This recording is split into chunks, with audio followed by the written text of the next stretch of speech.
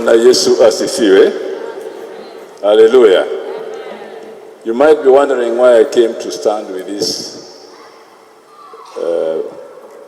the victims of abductions. I want to tell you that as we were struggling for the second liberation, we were quite often abducted from our homes. They put you in a police Land Rover, they tie your eyes, put you at the back, lying on the back of the police Land Rover, and they drive you in town, sometimes around about for so many times. And finally, when they have driven you for a long time, you feel the Land Rover going down into a hole. And then it stops somewhere. When you come out, they push you in a room whose walls are black and water on the floor, and they lock you in there. That was Nyayo House. And in the morning, they will come and pick you up, take you to the 23rd floor, and you see about 8 men looking very mean, interviewing you. And they will tell you that if you don't answer our questions, we are on the 23rd floor, we'll drop you to Kenyatta Avenue, and of course you will die. So you must answer our questions. That thing can go on for weeks because you are very resilient. And then finally, you are either released or they take you to detention. This happened to me several times. I think my wife is the best person to tell you the story. But what they are talking about, what families feel about the abducted, and what the abducted go through, is not something you want to live through. But I want to talk to you about perseverance from a biblical point of view. In Galatians 6:9, it says, "Let us not become weary in doing good." Let us not become weary in doing good. For at the proper time, we will reap a harvest if we do not give up. In Philippians 4, verse 13, it says, "I can do everything through him who gives me strength." And Timothy 1:7, it continues, "For God did not give us a spirit of timidity, but a spirit of power, of love, and of self-discipline." So I would like this team to adopt those 3 verses from the Bible. One from Galatians, they will give you strength. Let us not become weary in doing good, for at the proper time we will reap a harvest if we do not give up. In 1992, at the proper time, we reaped the harvest of a multi-party system. In 2002, we reaped the harvest of electing a truly representative of the people government after so many years of Moi repression. And that is why in the end we had the Constitution, which gave birth to devolution, which gave birth to counties, where I'm now serving as a governor. In Luo we say, "Kinda eteko, sinani elwenyi," which in English means determination is strength. Resoluteness is the essence of struggle. Bwana Yesu asifiwe. Of freedom of expression, where one side is saying we are free to express ourselves, the other side is saying your freedoms have limitations. So as a church, what do you think, what are you advising needs to be the middle ground for these two groups? We should avoid double speak. Because if we are safeguarding the freedoms as guaranteed in the Constitution, then we should also be able to follow the law. When somebody breaks the law, then the due process should be followed. It's not right because even as a church, there is the teaching of forgiveness. And if the government is above everybody, then the government acts as a parent to the children. What do you do when our children offend us? We sit with them, we rebuke them, we teach them, and we forgive them by giving them the correct direction.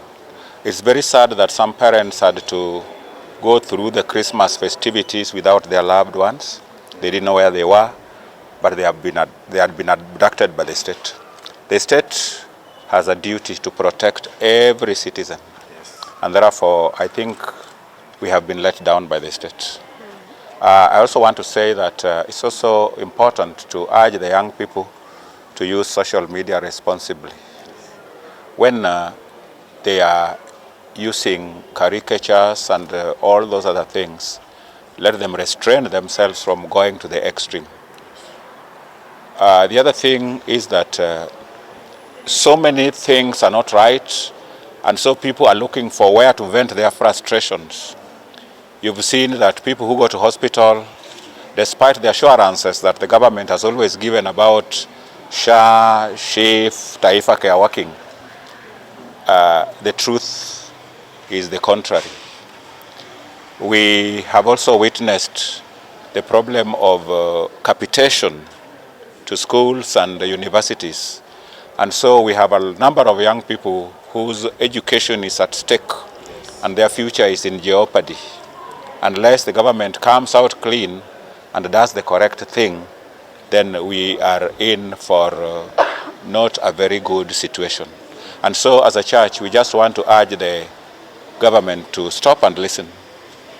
Let them just stop and listen. I know power corrupts, and we have seen some people in the government who are puffed up with power to the extent that they are not even thinking well. When somebody in his right senses stands and says that people are abducting themselves, another one says that Honorable Justin Muturi is lying, a whole former Attorney General and a Cabinet Secretary in this country who is echoing what has happened to his family, I think I want to urge our leaders to be serious. So thank you so much, ladies and gentlemen of the press. My name is Boniface Ogutu. I'm a member of the Central Committee of the Kisumu People's Movement. We are a collective of young people who are united by their struggles to end abduction, to end injustices, to end corruption. We are united by our belief of a better Kenya, that Kenya must work for us. We have today come to the church, a safe space for us young people, so that we may express ourselves. We appreciate the clergy of Kisumu, those who have stood and have hosted us, to give us a space so that we can speak, to conduct for us a very important special sermon for victims, for survivors, for anybody who's been affected by this rogue regime, by police brutality and the ongoing injustices that is going on in Kenya. We want to hold a candlelight vigil in honor of all victims, in honor of all survivors. We have had a special mass prayer to speak to the government and urge them and tell them that we as a people, we want an end to abduction. We don't want jokes with our lives. We don't want people who think that for you, living or not living is up to them. That if you do something wrong or something bad in their eye, the best they can do is do away with you. Kenya is for all of us. We will always participate in building this country. We will contribute in the development of this country. Nobody will stop us. We want to ask the political class, we want to ask the leadership of this country that we are the future of Kenya. Don't kill us. We are the generation of freedom fighters. We will not be cowed. We will not be shaken. We will not be afraid. Whether we are abducted, whether brute force is used against us, whether persecution is used against us, we are going to add our voice, amplify the wishes of the people, and say that Kenya must work for us and for all of us. Kenya ni yetu na sio a few selected individuals. Thank you so much. My name is Karen Wamboyo Manga. I am from Nyando Social Justice Center and a member of Women Movement, Women Human Rights Defenders Movement. And we are here today for the service and we want to thank the clergy of Kisumu for even agreeing to give us a safe space and praying for us as people who are exposed to abduction and victims of abduction, and also the survivors of abduction who are here today with us in Kisumu County.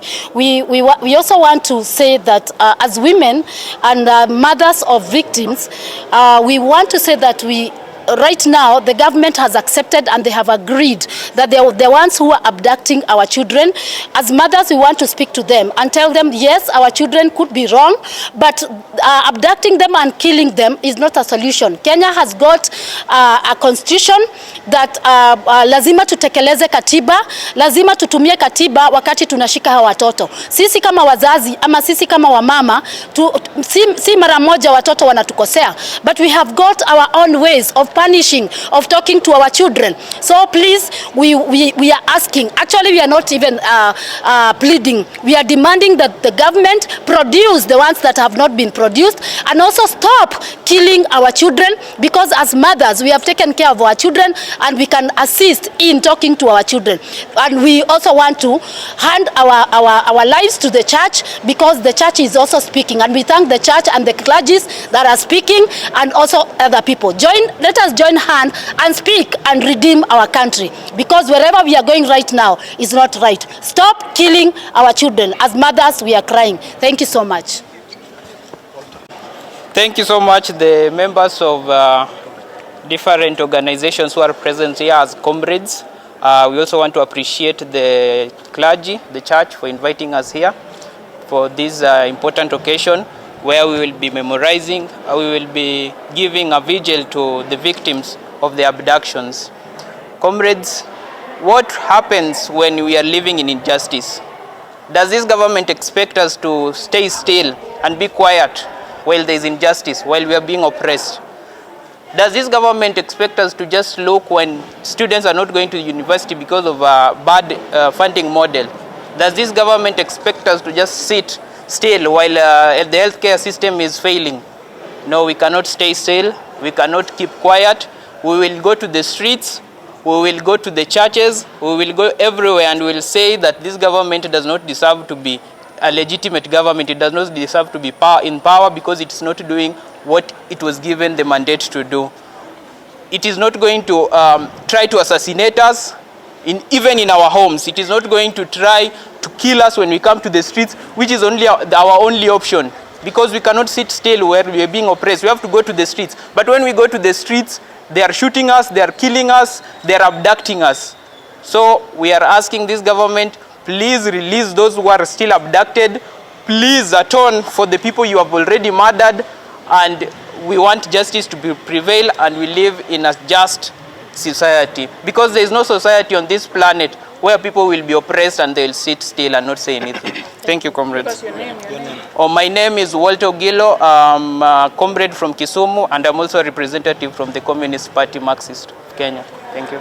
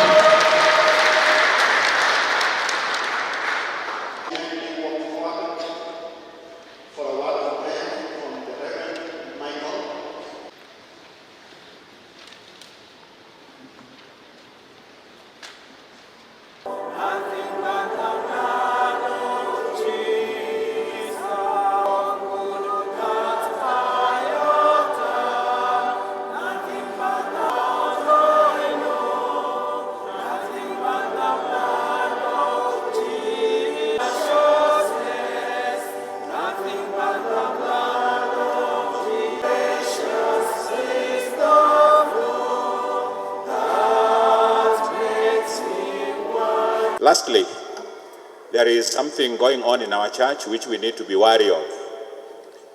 In the bulletin, Xaverian Secondary School, calling almost all numbers, he is asking for a contractor.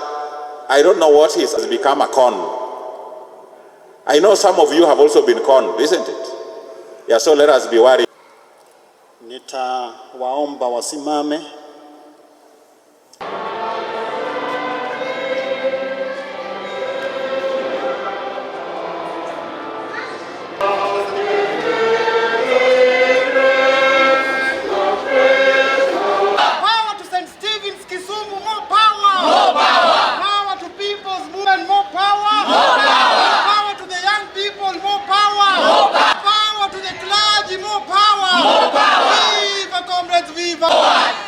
Kataa kutekwa nyara, kataa.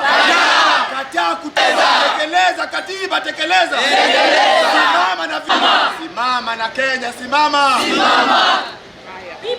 Sasa natoa roho yangu iende kukomboa nchi.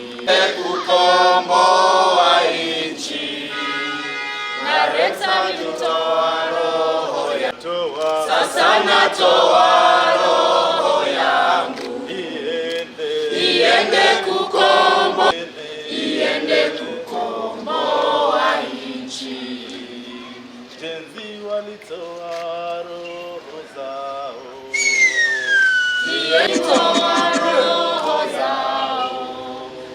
ziende kukomboa nchi. Sasa natoa roho yangu. Sasa natoa roho ya yaendelea, oh, yaendelea. Wakaua na wewe, walidhani imekwisha, kumbe walidhani imekwisha, kumbe badala yake yaendelea, wakashika na bodi.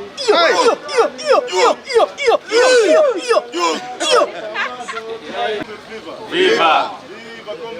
Leta yako sasa. Nataka kupea attention kidogo.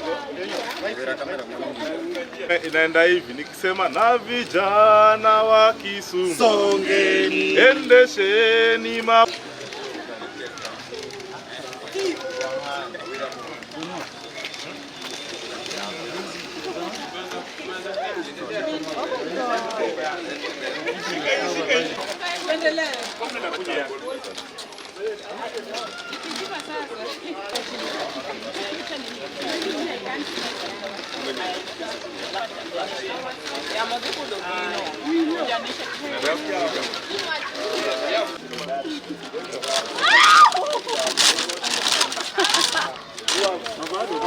Haya, itasema haya.